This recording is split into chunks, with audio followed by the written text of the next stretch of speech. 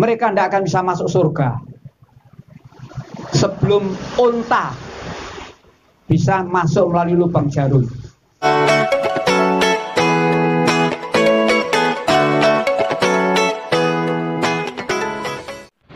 Shalom saudaraku, salam damai sejahtera di dalam kasih Kristus. Berjumpa lagi dengan saya, Didi Juli. Kita akan belajar berapologetika bersama-sama di channel ini. Dalam kesempatan kali ini saya mau menanggapi dan meluruskan seorang ustadz yang sudah sepuh, yang beliau ini katanya adalah ahli kristologi.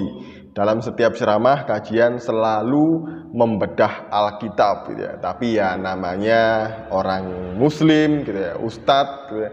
Pasti kalau mengajar Alkitab bukan mencari kebenarannya, tapi mencari-cari kesalahannya. Seperti yang disampaikan ketika beliau mengajar di kajian atau pengajian berikut ini.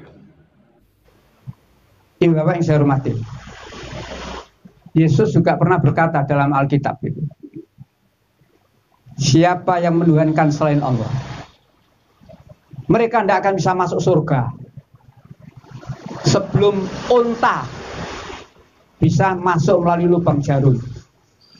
Perumpamaannya gak main-main itu. Sebelum unta masuk melalui lubang jarum. Artinya apa? Mustahil mereka bisa masuk surga. Selagi dia menuhankan selain Allah, mustahil mereka bisa masuk surga. Mbah Taslim, mohon maaf loh ya Mbah ya. Kami tidak butuh ustadz seperti Anda untuk mengajarkan isi kitab suci kami kepada kami, karena kami lebih mengerti daripada Anda gitu ya. Karena seperti yang Anda sampaikan tadi dalam video itu, bahwa orang Kristen itu mustahil bisa masuk surga sebelum unta masuk lubang jarum. Ini mengait-ngaitkan antara kalau mereka tetap menuhankan menuhankan Tuhan selain Allah gitu ya, mereka nggak akan masuk surga sebelum unta masuk lubang jarum.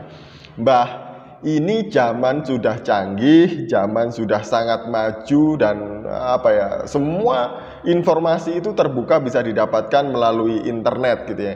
Coba cari, kalau Anda nggak mengerti maksudnya gitu, cari di internet apa maksud perumpamaan peribahasa yang Yesus sampaikan kepada murid-muridnya gitu ya. Nah, oke, kita akan mencari jawabannya dari Alkitab. Benarkah seperti kata Mbah Taslim tadi itu ya, bahwa mustahil orang Kristen itu bisa masuk surga sebelum unta masuk lubang jarum. Dipikirnya beneran unta masuk lubang jarum gitu ya. Lah ya masa iya unta bisa masuk lubang jarum? Kan ini lucu ya. Oke, mari kita melihat ayatnya. Oh iya Mbah, kalau baca Alkitab jangan ambil ayat per ayat comot-comot gitu ya. Baca keseluruhan konteks, biar paham alur ceritanya, biar paham maksudnya. Nah, ini juga untuk saudara-saudaraku Kristen.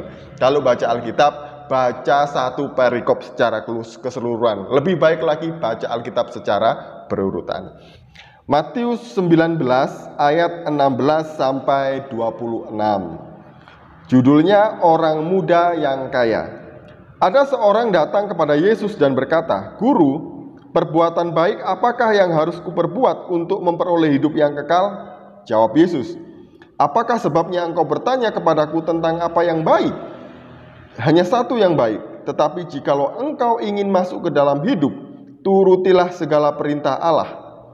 Kata orang itu kepadanya, "Perintah yang mana?" Jawab Yesus, "Jangan membunuh, jangan berzinah, jangan mencuri, jangan mengucapkan saksi dusta.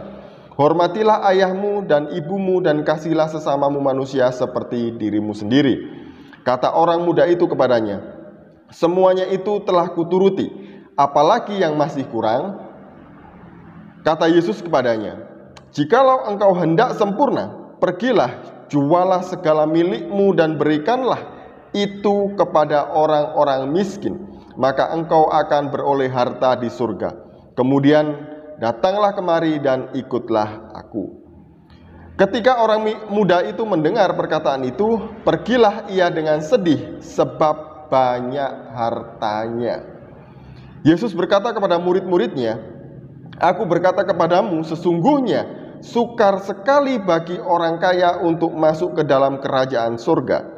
Sekali lagi aku berkata kepadamu, lebih mudah seekor unta masuk melalui lubang jarum daripada seorang kaya masuk ke dalam kerajaan Allah.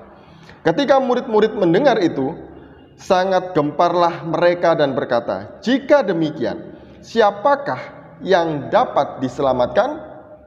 Yesus memandang mereka dan berkata, bagi manusia hal ini tidak mungkin, tetapi bagi Allah segala sesuatu mungkin. Nah, sampai di sini pembacaan perikop ini ya. Ini ceritanya, waktu itu ada seorang muda yang kaya datang kepada Yesus gitu ya, dan bertanya gitu ya, Guru, perbuatan baik manakah yang harus ku berbuat untuk memperoleh hidup yang kekal? Jadi jawaban Yesus yang pertama adalah lakukanlah perintah Allah di dalam hukum Taurat. Nah, dia bilang, sudah kulakukan semuanya. Oke, berarti kurang satu supaya kamu sempurna. Pergilah, jualah semua hartamu, lalu kasih orang-orang miskin, dan kembalilah ke sini, lalu mengikut aku. Lalu sedihlah orang muda yang kaya itu karena hartanya sangat banyak sekali. Nah, disinilah Yesus berkata kepada murid-muridnya gitu ya, aku berkata kepadamu, sesungguhnya sukar sekali bagi orang kaya untuk masuk ke dalam kerajaan surga. Sekali lagi aku berkata kepadamu, lebih mudah seekor unta masuk melalui lubang jarum daripada seorang kaya masuk ke dalam kerajaan Allah. Kenapa Yesus berkata bahwa orang kaya itu susah untuk masuk surga? Karena di mana hartamu berada, di situ hatimu berada. Memang tidak semua orang kaya mencintai hartanya, tapi ada banyak orang kaya yang lebih cinta hartanya daripada cinta kepada Tuhan, daripada cinta kepada orang miskin, daripada cinta kepada pelayanan. Jadi Yesus mengatakan itu. Ini sebabnya orang kaya sukar sekali masuk kerajaan surga, karena dia lebih berat, lebih cinta kepada hartanya daripada kerajaan surga. Nah, lalu Yesus memberikan perumpamaan, lebih mudah seekor unta masuk lubang jarum daripada seorang yang kaya masuk kerajaan surga gitu ya. Sebenarnya di sini Yesus itu sedang menyampaikan peribahasa kepada para murid-muridnya. Nah, peribahasa unta masuk lubang jarum ini berbicara tentang kemustahilan. Yang pertama, berbicara tentang kemustahilan. Karena memang mustahil kalau unta bisa masuk lubang jarum gitu ya. Ini kalau kita berbicara tentang lubang jarum, sangat mustahil. Jadi orang kaya juga mustahil kalau bisa masuk surga kalau dia mencintai hartanya. Nah, yang kedua, ayat ini, peribahasa ini bukan hanya sekedar peribahasa, tapi Yesus berbicara tentang kenyataan yang ada.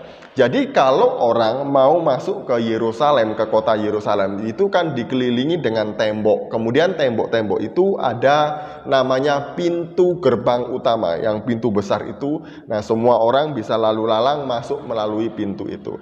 Tapi pintu itu tidak setiap saat terbuka, hanya jam-jam tertentu saja pintu itu terbuka, orang bisa keluar masuk. Nah, kalau pintu itu tertutup, orang akan masuk melalui pintu kecil di sebelah pintu utama, seperti di gambar yang saya kasih. Jadi ada pintu kecil di sebelah pintu utama. Pintu itulah dinamakan pintu lubang jarum karena bentuknya kecil sekali. Kalau orang mau masuk sana harus menunduk, apalagi unta. Kalau unta mau masuk melalui pintu lubang jarum, dia harus rebah, ndelosor gitu ya, dan merangkak, dan semua beban yang ada di dalam punggungnya itu tadi harus ditanggalkan supaya dia bisa masuk. Nah, itulah pintu lubang jarum. Jadi unta itu sangat sulit masuk ke sana, dia harus rebah dan delosor gitu ya, merayap supaya bisa masuk, dan bebannya harus ditanggalkan. Itu juga berbicara tentang orang kaya. Kalau kamu mau masuk kerajaan surga, semua bebanmu itu tadi itu harus kamu tanggalkan. Hartamu yang membuat kamu berat, jadi untuk masuk ke sana harus ditanggalkan, dan masuklah ke sana dengan bersusah payah. Ya memang susah meninggalkan harta yang begitu banyak gitu ya, untuk mengikut Yesus. Jadi itu arti sebenarnya ayat ini tentang unta masuk lubang jarum. Yang pertama, Yesus berbicara dengan maksud peribahasa, karena orang Yahudi seringkali berbicara tentang kemustahilan itu dengan memakai peribahasa. Nah, Yesus juga selalu bercerita menyampaikan Injil Kerajaan Allah juga dengan perumpamaan-perumpamaan. Yang kedua, memang faktanya seperti itu, ada pintu lubang jarum di sebelahnya pintu gerbang utama. Jadi begitu ya Mbah Taslim maksud dari ayat ini. Sekali lagi, kami tidak butuh Anda dan para mualaf untuk menjelaskan, mengajar kitab suci kami, karena kamilah yang paling paham terhadap kitab suci kami. Semoga ini memberkati kita semuanya. Shalom, salam waras, Tuhan Yesus memberkati.